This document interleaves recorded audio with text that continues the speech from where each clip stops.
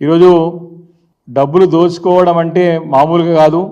Blackmail రాజకీయాలతోని ఈరోజు వ్యాపారస్తులని, బిల్డర్లని, పారిశ్రామికవేత్తలని, సినీ రంగ ప్రముఖులని, ఈ రంగం మా రంగం అని కాదు, అన్ని రంగాల వారిని పెద్ద ఎత్తున మరి బ్లాక్మెయిల్ చేస్తూ డబ్బులు వసూలు చేసుకుంటూ మరి ఈరోజు మొన్నటి వరకు హర్యానా రాష్ట్రంలో జరిగే ఎన్నికలకి డబ్బులు మోసి ఇప్పుడు కూడా మహారాష్ట్రలో జరిగేటువంటి ఎన్నికలకి మరి సంచులను పంపించేటువంటి ప్రయత్నం జరుగుతుందని చెప్పడానికి ఎలాంటి సందేహం లేదు. మరి మొదటి నుంచి కూడా ఆర్ఆర్ ట్యాక్స్ అని చాలా స్పష్టంగా ప్రజలందరూ కూడా కింది వరకు కూడా కింది స్థాయి కూడా ప్రజలకు అర్థమైంది.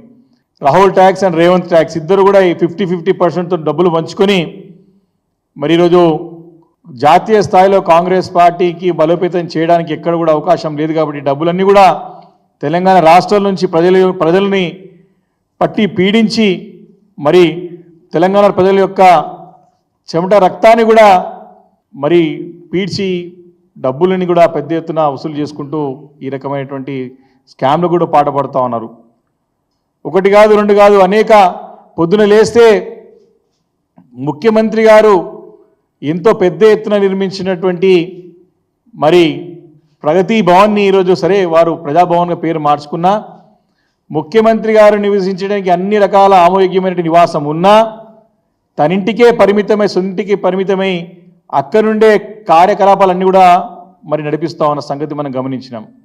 మరి వారు పొద్దున్న లేవంగానే ఏ రకంగా ఎక్కడి నుంచి డబ్బులు వస్తాయి, ఏ రకంగా ఏ ప్రభుత్వ స్కీమ్ కానీ ఏ ప్రాజెక్ట్ తీసుకుంటే డబ్బులు వస్తాయి, ఏ వ్యాపార రంగం వారి దగ్గర డబ్బులు ఉన్నాయి, ఆల్రెడీ డబ్బులు ఎట్లా మనం కాజేయచ్చు అనే ప్రణాళికలే పొద్దున్న లేస్తే మరి ముఖ్యమంత్రి గారి నివాసంలో మరి ప్రణాళికలు రూపొందిస్తూ ఉన్నారు. మాటలో చెప్పాలంటే మరి వారింట్లోనే అన్ని యొక్క ప్రాజెక్ట్స్ యొక్క అంచనాలు తయారవుతూ ఉన్నాయి.